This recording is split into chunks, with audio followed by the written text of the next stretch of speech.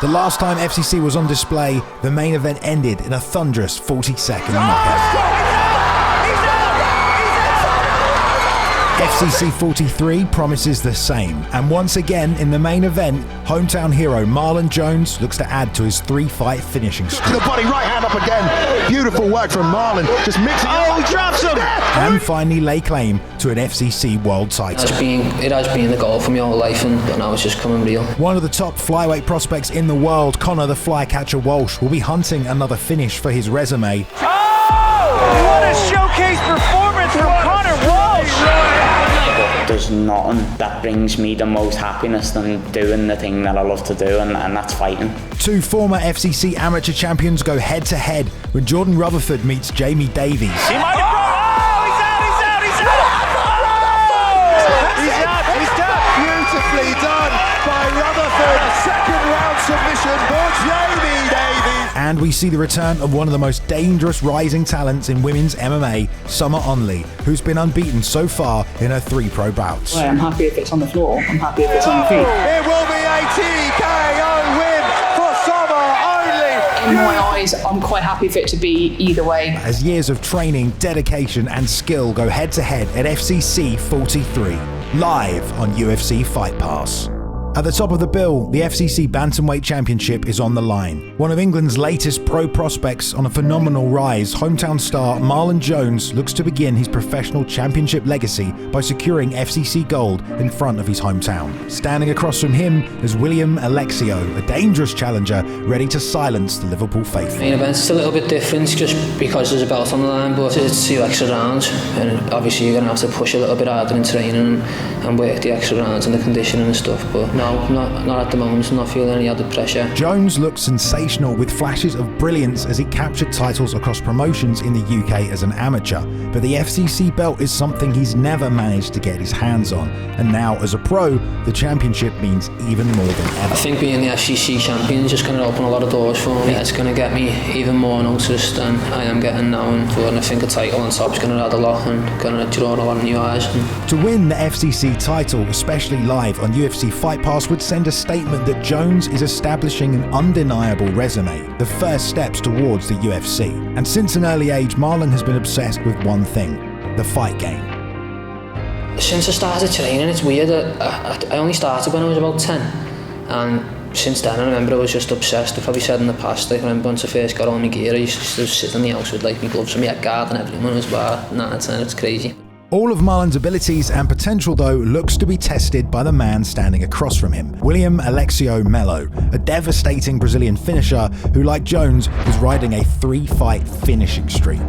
After showing an ability to stop multiple opponents, the potential for danger is very real. Melo is now 7-1 with 2 wins already under his belt this year, and is coming into FCC on UFC Fight Pass looking to do nothing but make an international statement and in violent fashion capture the World Championship for himself. No, you can't take too much from social media and previous fights. People are different. I'm different from my last fight. I was different from the fight before that. Jones welcomes the challenge Alexio can bring, having already been tested following a long layoff due to injury, and since coming back has wasted no time on his way to staking his claim as the best bantamweight in Europe, especially in his last performance and a 40-second destruction of another top UK prospect. Tags him with the lead. He's out!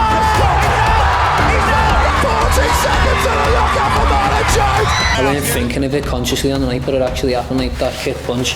Liam went, I watched someone on the PFL knock someone out with this the other day, so obviously it happened like twice in the face. And Marlon Jones looks to take another step towards his UFC dreams by becoming another in a list of UFC contenders who captured an FCC title.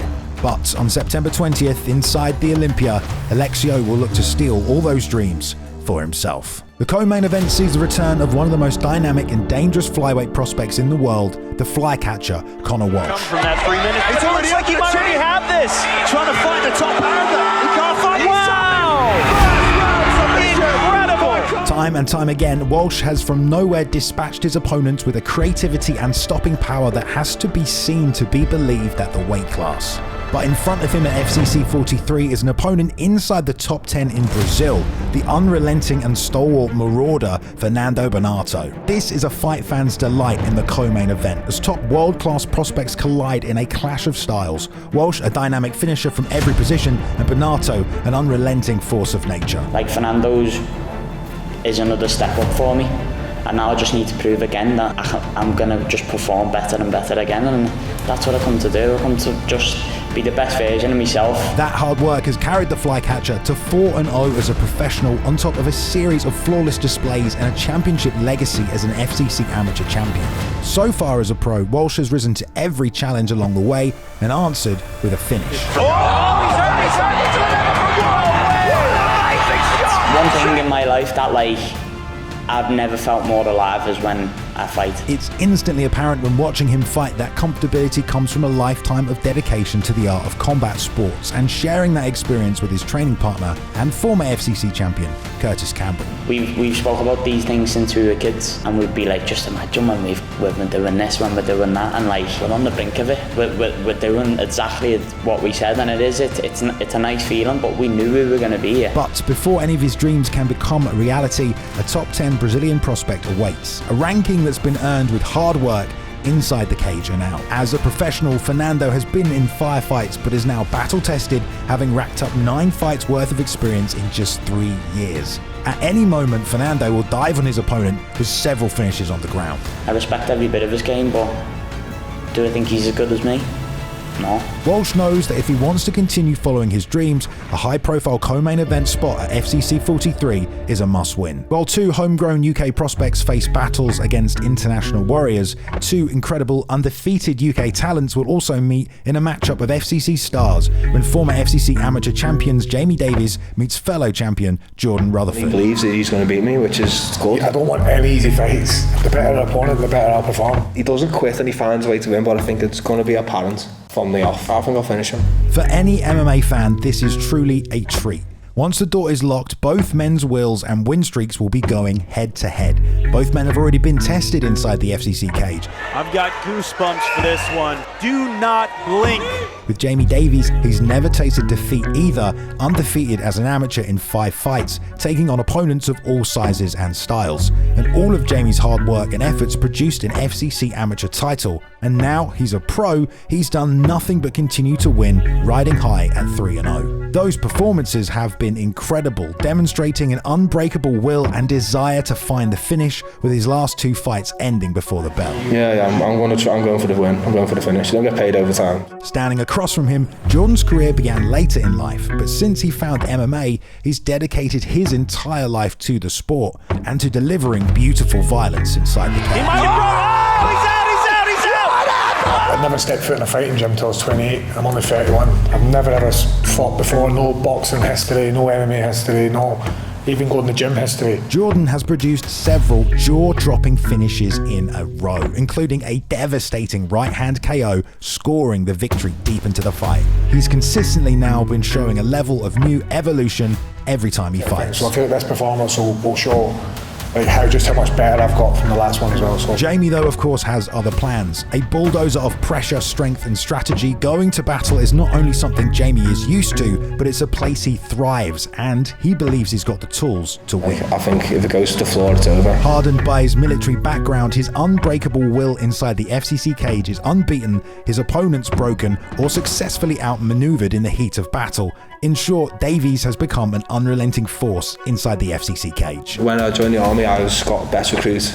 Went to Afghan, come back, got promoted. Everything I've done well. I joined the boxing team. After a year or so, I was the team captain of the boxing team. For the jock, he expects nothing less though than the ultimate challenge when the doors close at FCC 43. I keep putting these good guys away and I keep getting big finishes. It's going to be impossible not to get a knock on the door. Rutherford versus Davies, 2 rising contenders, 2 undefeated prospects, each with their own effective skill sets and each with something to prove. Both believe they can win, but someone's O has got to go. And where better than inside the FCC cage on UFC Fight Pass come September 20th. Also on the main card, FCC fans will be treated to a violent clash between 2 wrecking balls at women's bantamweight when Summer Onley meets Annie Pitbull Ferreira. With both women racking up entertaining finishes to start their pro careers, this expects to be a non-stop war as they collide in the Liverpool cage. For fans watching Summer so far, they've come to expect one thing: she'll be looking to take out her opponent no matter what. If I can't get the finish, I want it to be really dominant, like I said before. So I think that's what makes me stand out a little bit more, and I will be entertaining. Like I am going to try and be as entertaining as I possibly can. Summer Onley has been displaying incredible talent with a well-rounded game, dynamic and powerful striking, and some devastating ground and pound. In the last fight, we saw an incredible sustained assault of dominance across several rounds. My last fight was really tough. It was probably a lot tougher than I thought it would be. Second round, it was like seconds away from her tapping. Oh, it's under the chin. There's the end of the round. Being able to get a finish on these people just means everything. Uzo blocking the hips, trying to throw off the base. That's Here he goes, calls a stop. Summer's professional career is just beginning, and it's the constant improvements in her training camp and her dedication to the sport that has continued to carry her to victory, including attending some all-women elite training camps. It was mint. It was like 6 days of just training with other females, and I come across females that are like your own weight, your own skill level, and have the same kind of goals in mind. Her opponent, Pitbull, wasn't given that nickname by accident. To test the evolution of Onley, FCC welcomes a defending champion from Brazil, a woman who's been terrorizing her own local scene as she ran through her last opponent in just 28 jaw-dropping seconds.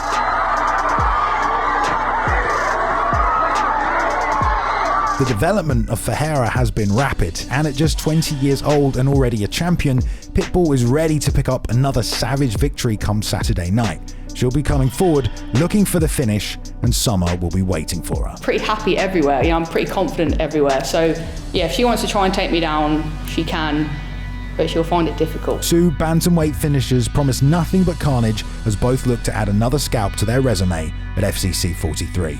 Also on the card, part of a legendary fighting family of brothers, Callum Mullen returns to the FCC cage with a reputation founded on 7 wins with 7 finishes. A fighter who doesn't leave things in the judges' hands. Yeah, I think, like, obviously FCC is like one of the top shows in the UK now, and the good views, good eyes on it, and I want to come and make a statement. And in his time away from the FCC cage, Mullen has picked up international experience and only grown more hungry and developed as a fighter. I feel like I'm well-rounded all over. I've been in the game a long time. I've got a lot of experience. His opponent, though, Figeredo, has been fighting since 2009. 16 years worth of experience, including world titles of his own and wars across continents. He'll be looking to upset the show at FCC 43 and propel himself internationally.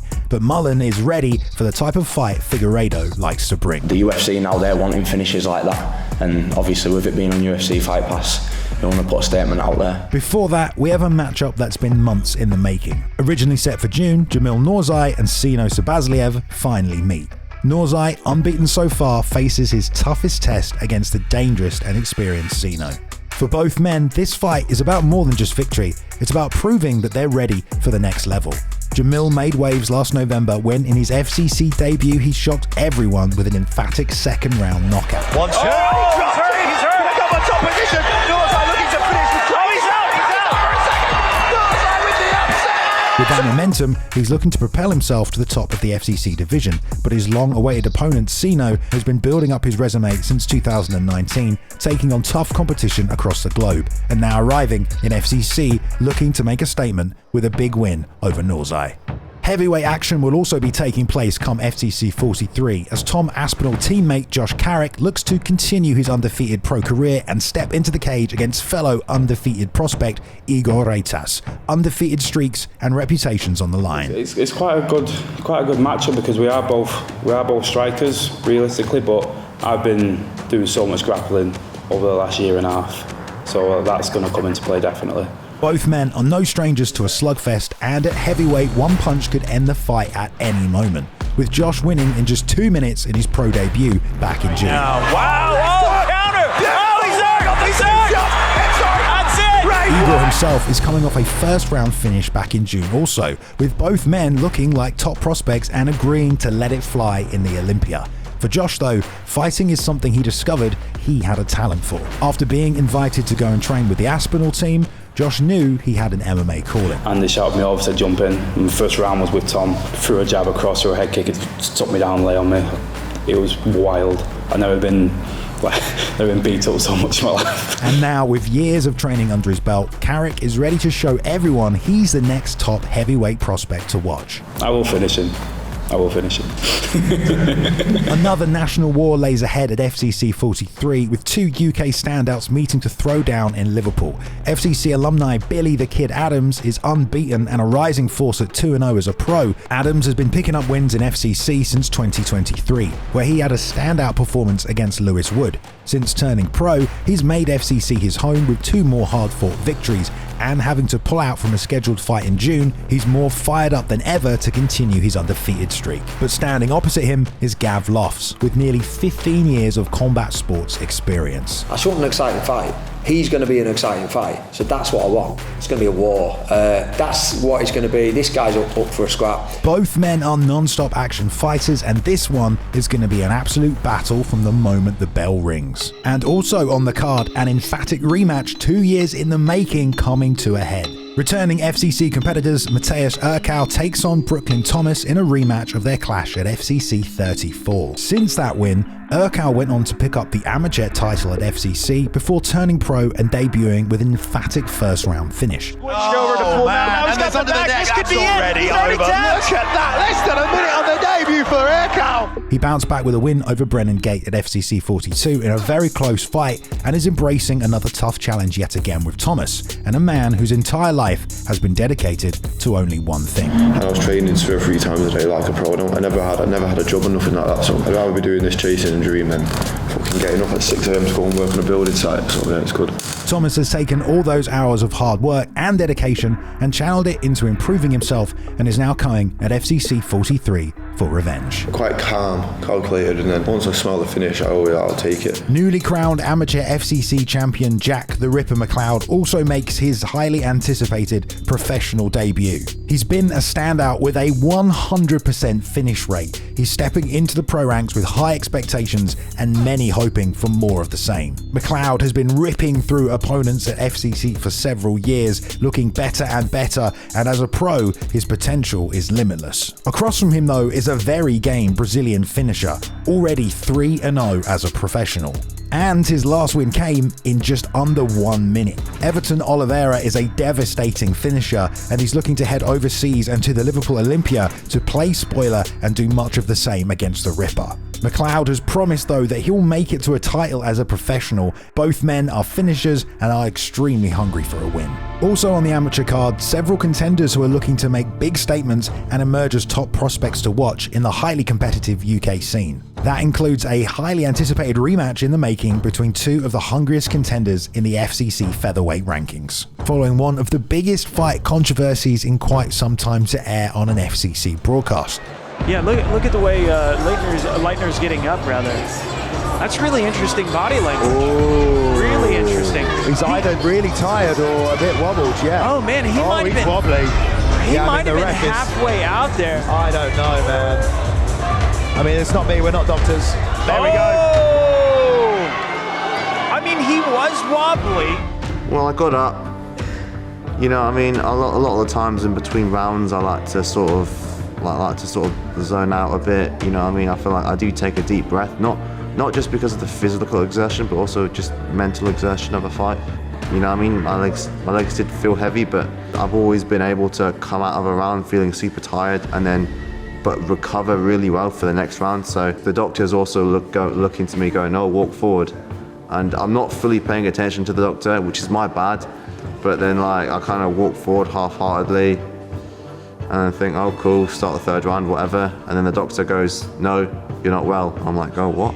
It's a bit baffling, and I'm sure we'll get a bit more insight as the night goes on. I went out there. I feel like I won all 3 rounds.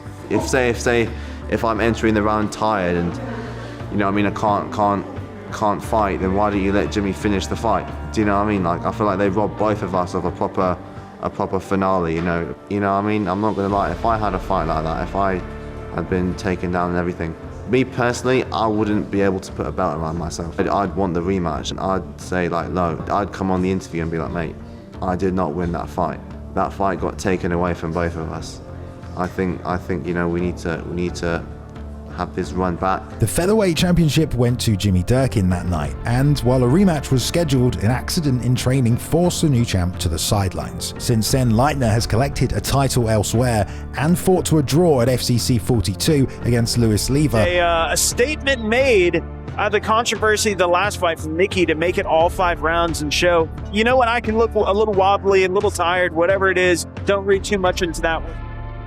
Another amateur prospect to watch out for on the card is Kyle Riley. Last time at FCC 40, we saw him execute his technical game plan against the tough Dan Cranston. Consistently showcasing his high-level skill set for 3 years on the scene now, Kyle has not stepped down from any challenge, already fighting previous amateur champions of the weight class, and with 3 FCC appearances under his belt, he's coming in at FCC 43 looking to make a definitive statement and add his name to the title picture. Another hot prospect that a lot of people will have their eye on the prelims of FCC 43 is Harai Singh. He's shown an incredibly entertaining striking game that he's been honing for years that he believes will beat anyone in the division. I'll take all the hard fights, everything I need to do to get to where I want to be that much more sharper when I am a pro. Do you know what I mean? Singh has a fluid and dangerous striking game that's been inspired by many of the bantamweight greats of the UFC. One of the first persons that I saw a highlight of Edson Barboza, and I was like, well, this guy's sick. Like his switch kick, his leg kicks, back kicks, wheel kicks.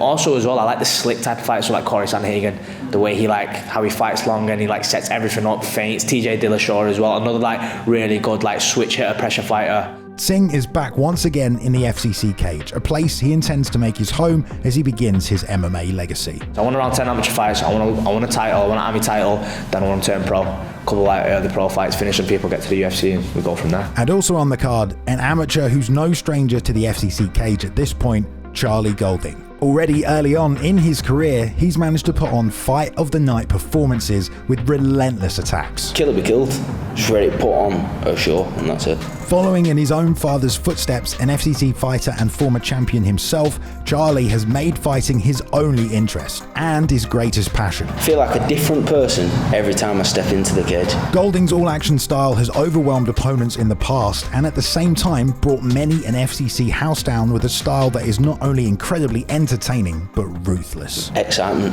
That's when I see it, just chaos. But it gets me excited. The Liverpool Olympia, September 20th, FCC 43. A night of champions, contenders, and future stars. This is where legacies are written, where the future of the sport is made or broken under the bright lights of Full Contact Contender.